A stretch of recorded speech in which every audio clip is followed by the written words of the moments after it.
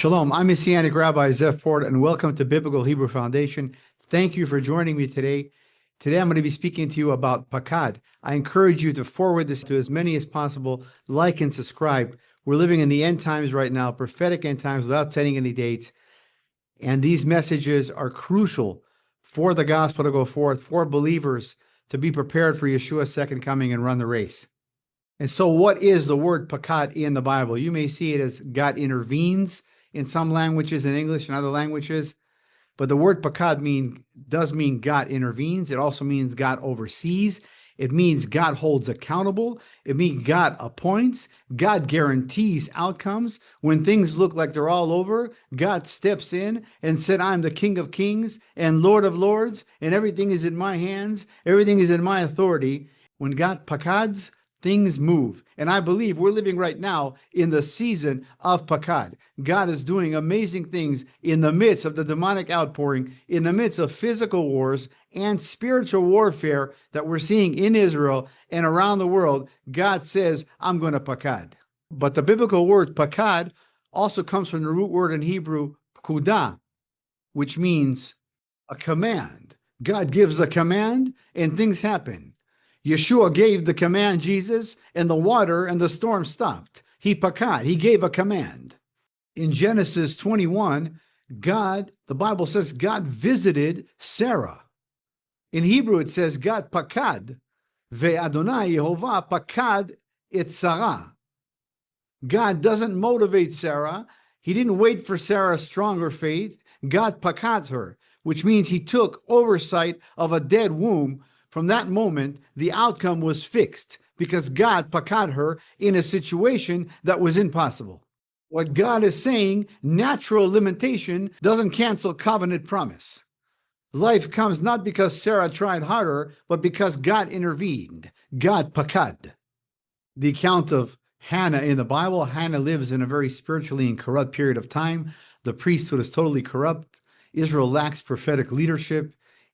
Her barrenness mirrors Israel's spiritual barrenness. She's married to Elkanah, Pnina, and other people in the household. Mock Hannah in 1 Samuel 1 verse 6, and I'm paraphrasing, Hannah is provoked because the Lord has closed her womb. Yet Hannah did not turn away from God. She did not turn away from God. And because of that reason, the Bible says that God pakad her. God visited her. God intervened. But before God pakads her, before God intervenes, in 1 Samuel 2 verse 1, we see the prayer that Hannah prayed. And Hannah prayed and said, my heart exults in the Lord. My horn is exalted in the Lord. My mouth derides my enemies, because I rejoice in your salvation. And what is the word for salvation in Hebrew? Yeshua, Jesus, because she rejoices in Yeshua. That's what the Bible script says, and that's what she was praying before God pakad her. So Hannah is going through a difficult time. She's mocked. She's an outcast. She's being humiliated. She turns to God. She trusts in God, and she says, I rejoice in your salvation. I rejoice in your Yeshua. And right after that prayer, what happens? Nothing has changed physically, yet she says, I rejoice in your salvation, in your Yeshua. She did not say, I rejoice in a child. She says, I rejoice in Yeshua, because she knew right there that God is going to intervene. God is going to pakad. And then in 1 Samuel chapter 2, verse 21, the Bible says in English, and the Lord visited Hannah, and she conceived and bore 3 sons. But in Hebrew it says, Ve'Elohim pakad et Hannah, and she bore 3 sons. When the situation is impossible, God says, I'm supernatural. In Genesis 50, verse 24, Joseph remembers the covenant, and he says, surely God will pakad and bring you up from the land. Pakad yafkid Elohim otchem. And God will bring you, God will visit you and bring you to the land. Another account in the Bible, Naomi leaves Bethlehem, house of bread in Hebrew, Bethlehem, and goes to Moab. She loses her husband, her sons, and returns empty and bitter. The Bible says in Ruth chapter 1, verse 6, the Lord hath visited his people by giving them bread. In Hebrew, ki pakad Elohim et amo latet laim lechem. God pakad them and gave them bread. And of course, the deeper picture is God gave them physical bread, but pointing to Messiah Yeshua, the bread of life. And everything in the Old Testament is a shadow of the new. Look at Luke chapter 1, verse 68. Praise the Lord, the God of Israel, because he has visited and redeemed his people. But in Hebrew it says, he has pakad his people. And so all these supernatural events are to show that the God of Abraham, Isaac, and Jacob, Yeshua, Jesus, is in full control because he's going to pakad. And I believe we're living in that season right now as we see the world outpouring, demonic outpouring. We know that the God of Israel is going to pakad all those under the blood of Yeshua, all those that are born again, the one new man, spiritually Israel, one in Messiah Yeshua. You're going through a difficult situation, things look like it's all over, God is going to pakad. He's going to intervene in a supernatural way. Iran tried to attack Israel, to demolish Israel.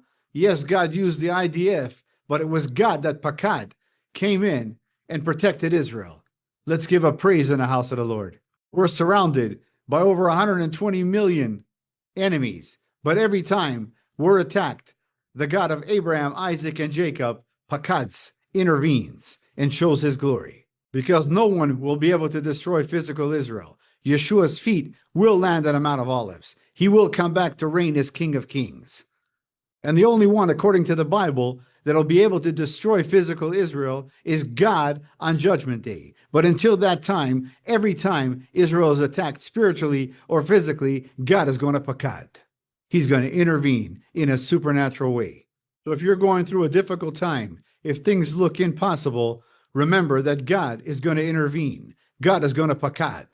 You pray that prayer that Hannah prayed. I rejoice because of Yeshua. And then watch what he does. God has trusted each one of us to carry the torch and run the race and be a light in this dark world. And every time there's spiritual warfare, and there will be spiritual warfare, God is going to pakad his people. He's going to intervene in a supernatural way.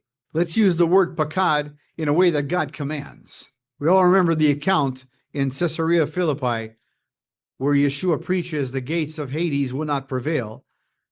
And a few verses later, he tells Peter, get behind me, Satan, because he was attacked with spiritual warfare. God intervened, God pakad, and he told Peter, get behind me, Satan. That's pakad. He took authority. So that means when the enemy attacks, we know that Yeshua is going to pakad. He has the authority, and we have the authority through him to say, get behind me, Satan, because the God of Israel is going to pakad you. He's going to order you to leave. How many times do we preach the gospel here in Israel and we're attacked physically and spiritually, and we remember that God pakads? We pray, I will rejoice in your Yeshua, and then we watch God pakads and turns the situation around. Orthodox rabbis that wanted to throw us out of the Kotel area suddenly had a change of heart and left because God pakad them. 10,000 missiles are thrown at Israel. God pakads them. Haman wanted to destroy the Jews. He was hanged. God pakad him. If that doesn't light your fire, your wood's wet. One thing is certain. If you're born again, if you believe that Yeshua died on the tree and the cross for your sins and rose on the third day, and you call on him as Lord and Savior, he's going to pakad in your life in a supernatural way, enable you to run the race and make it to the new heaven, new earth, new Yerushalayim, new Jerusalem. I pray this teaching has blessed you as it has blessed me over the years. I'm Messianic Rabbi Zev Porat, sending you blessings from Israel in the mighty name of Yeshua the Messiah, the King of Kings and Lord of Lords. Shalom.